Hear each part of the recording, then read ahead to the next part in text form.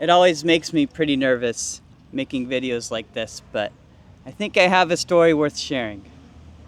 My life is a social experiment. Maybe you don't even know who I am. Hello, I'm Zach Provost. I'm an indie pop artist. It's almost been, we're coming up on a year since I basically left my entire life behind to work on my album and create travel vlogs around Latin America. It's been an insane journey, one of amazing connections, but also one of deep sadness that I wasn't expecting, basically. I guess we'll start with the day before I left. So, on my way back from Los Angeles, going to my parents' house, my dad got a seizure. My mom didn't tell me anything about it. It was kind of weird because I got there and then this new thing in our lives. My dad never had a seizure before. And my parents were like, don't worry about it. We'll figure it out. I was like, okay. Next day I took a flight to Los Angeles, then took a Greyhound bus from Los Angeles to the border, which is San Diego and Tijuana. I had been working 3 years to make this happen, basically day in and day out doing Uber, getting hyped up about it too because I had little posters in the back seat of my Uber car to promote my music, and then often that would lead to a discussion about what's next, and I would tell them about my project and how I'm just leaving everything behind to work on my album and make travel vlogs, and everyone was like, sick, I'm so excited for you, that's so cool. It was really affirming, especially talking to older people, because I feel like they have the most wisdom and perspective, and they were often like, hey, do it. While I was Ubering, I met a girl on a language learning app. She was really cool and we connected pretty deeply. She actually invited me over to her house, and I was like, that'd be really cool because I could save money and work on my album at her house maybe for a few months and then head out to the next destination. I went from Tijuana to Mexico City, from Mexico City to Buenos Aires, spent like a week in Buenos Aires, and then I went to her house. Her family was the absolute sweetest. But yeah, it just didn't work out, and I ended up leaving like 3 days later. I feel like I'm gonna get a lot of judgment from people saying, oh, you met a girl online, but we were sleeping in the same bed. It was like a genuine thing that we were building. It just, at the end of the day, it didn't work out. I went to Buenos Aires, got a temporary place, then found something more permanent. Now this is where things get troubling. I went to go see the place in person before I booked anything long-term with this dude. He was like, no, this place is super quiet. You can definitely record here and stuff. And I was like, okay, it seemed quiet. It was like 9 a.m. But that was my first mistake, checking it at 9 a.m. Then like 12 p.m. hit, it was obnoxious. Just people making noises. The elevator was getting used all the time, and it was like ancient, basically. And I brought up this concern to him. He was like, let me bring you here. And I was like, okay. I already gave him my money outside of the app because it was a cheaper rate. He brought me to another place. He brought me to another place. It's like, dude, all your places are not like what you said they were. None of them are quiet. I tried to ask for a refund. I couldn't get it back. I got a new place because I was like, I'm here to work on my album as well, so I need a good space to do that. So I spent double that month, and I didn't get my money back. The dude was like threatening me, saying, oh, you have my keys still, blah, blah, blah, blah. And post leaving everything behind, there's already like that emotional weight. Being a little depressed, super depressed from this relationship not working out, then getting scammed. It's like just a whirlwind of emotions, basically. A few days later, and I don't know how this happened, but I lost my debit card. That was crazy, because I was like, how am I gonna buy things if I don't have my debit card? I was like, do I need to go back home?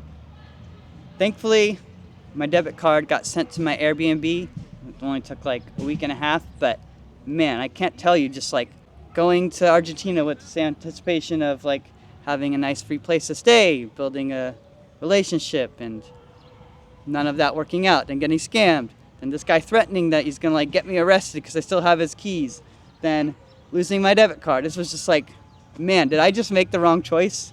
It was like a month later or so, maybe a month and a half, my dad got his second seizure. It's hard to think of how to describe everything that happened. and then my dad getting his second seizure. It was intense, I guess. Like, that was a moment where I really considered, okay, maybe it is truly just not meant to be. Because, well, my folks are getting old, basically. And I feel like I'm out here chasing my dream, and in some ways it kind of started to feel like selfish, I guess.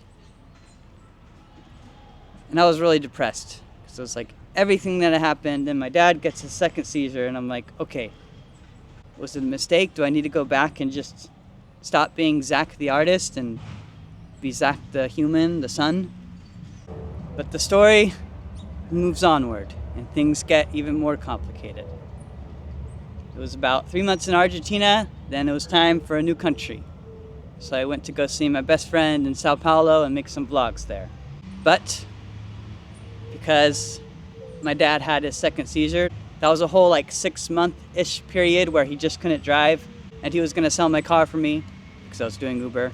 Obviously, he just couldn't do that. We didn't want to put that pressure on my mom, so I didn't want to pay for it. I was like, no, I'm out here chasing my dreams.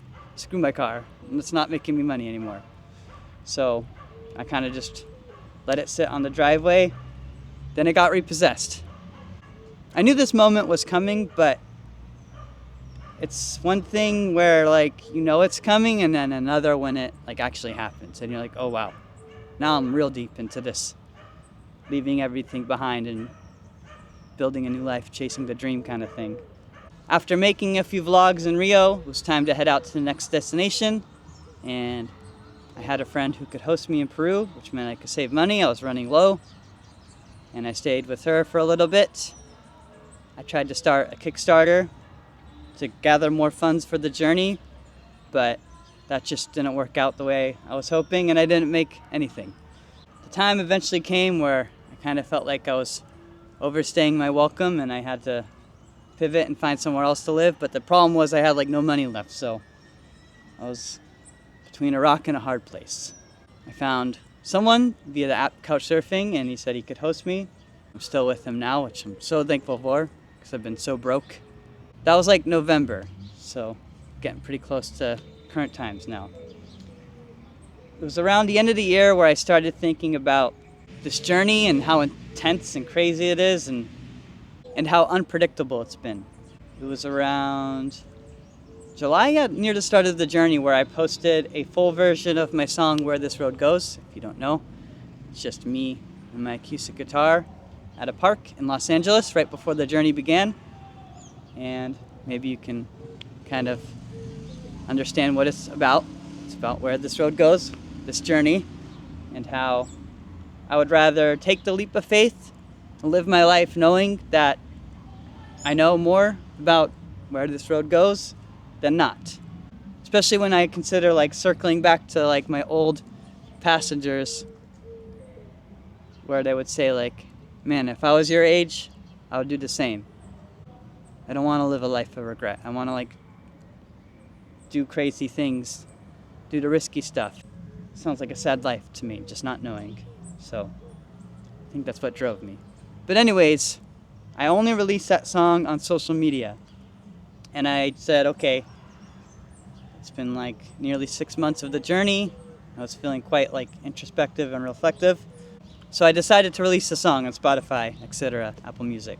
I was like, what if I go to like a very dangerous area here in Lima and have people listen to my music? I'll use my studio headphones, connect it to my phone, and play the song for people. Use this camera here and just see how people react. Because it's, I don't know. The idea made me laugh because my music is so soft, and like I'm going to this like hard area, you know? So I released one with a grandma, a sweet little abuela listening to my song. That one went like pretty viral. I think it was like, I don't know how many views it has now, maybe like 100,000 something, 150. It didn't stop there. I had like a full day of getting different people's reactions to songs. Then I released another, that one went viral. Released another, that went viral. And all of a sudden it's like this momentum was building, and I was like, okay, this is why I went through all the bad stuff. So this moment could happen. I don't know. I feel like sometimes like good luck is like a rite of passage in some ways. And that opened a lot of doors to like new people listening to my music. It's like, okay, I feel like now things are starting to make sense. But the money was still a problem. I was broke. I'm still broke, but I was very, very broke.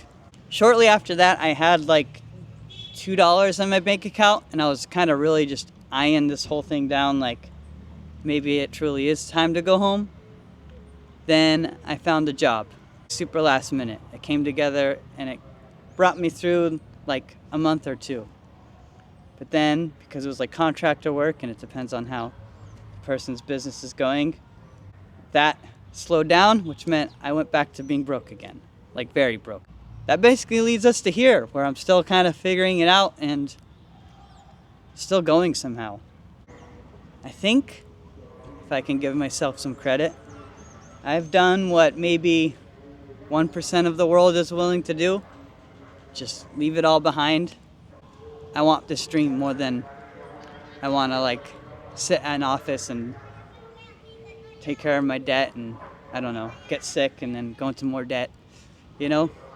My life accidentally became a social experiment on leaving everything behind and the determination it takes to not give up.